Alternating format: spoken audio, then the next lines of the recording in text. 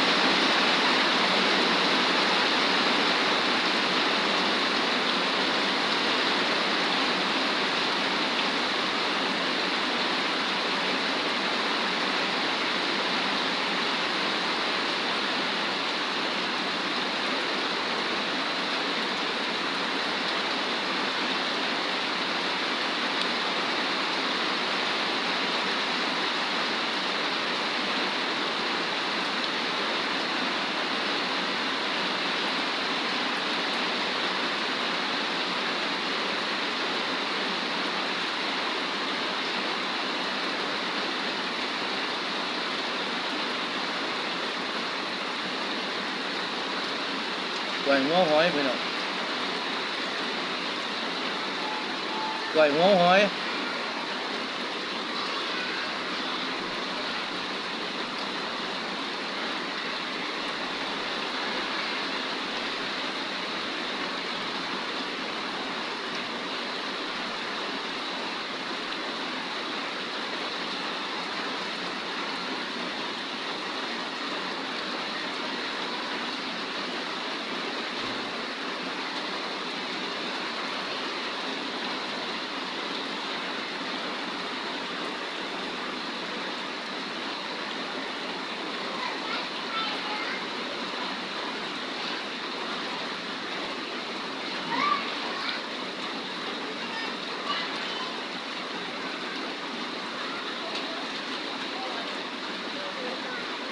นี่อยู่นี่น้องใหม่มายิงเขาแม่กว่าจะเกิดกูจะยุ่งหัวมาดิสับ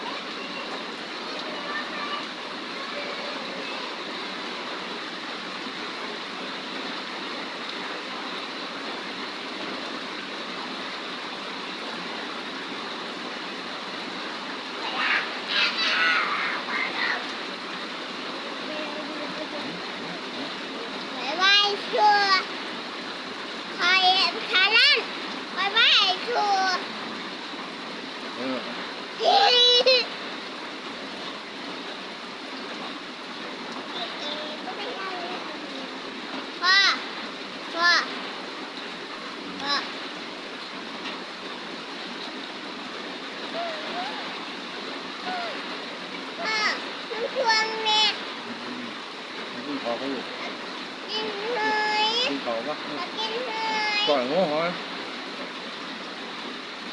แ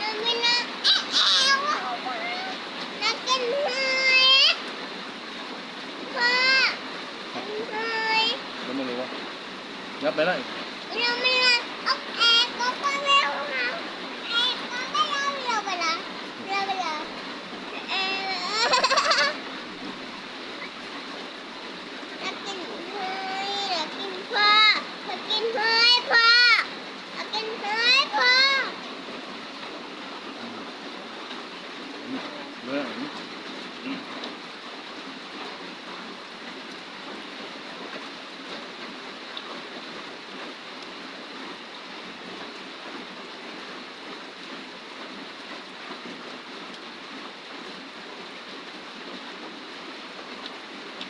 ยุ่งยาก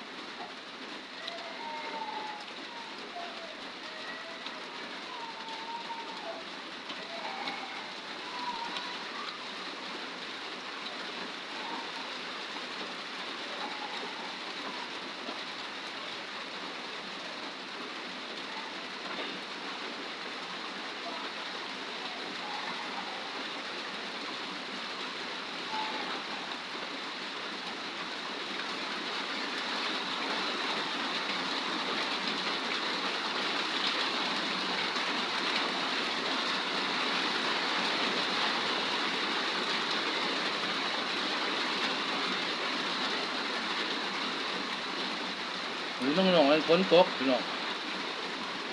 ข้างนอกฝนตก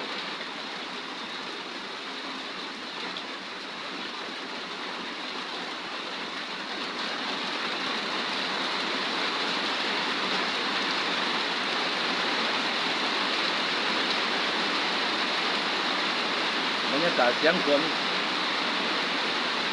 อยู่ข้างนอกนี่อยู่ในโฮม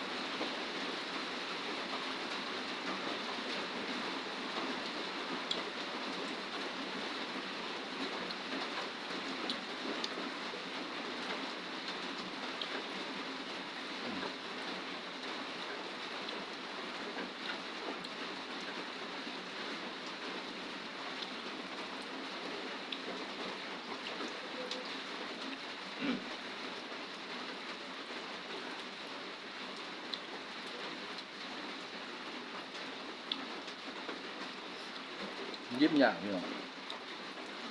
นี่จะยิ้มอย่างพ่อพ่อพ่อพ่อโดยแล้วจิ้มใช่ไหมเหรอเค้กไหนเค้กกินมื้อเช้าเลยด้วยกินมื้อเช้าแล้ว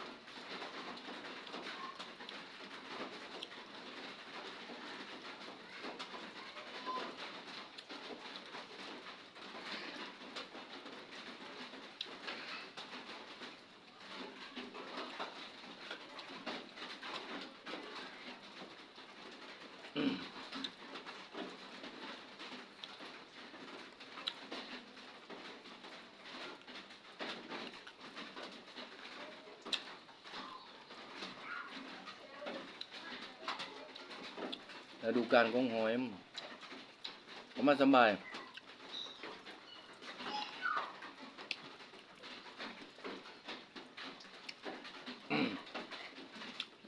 พ่อ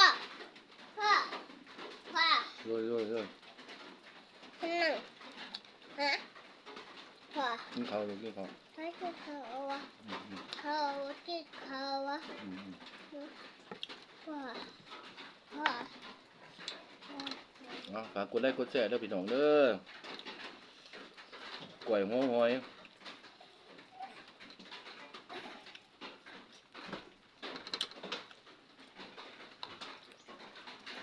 กดติดตามมาเนี่ย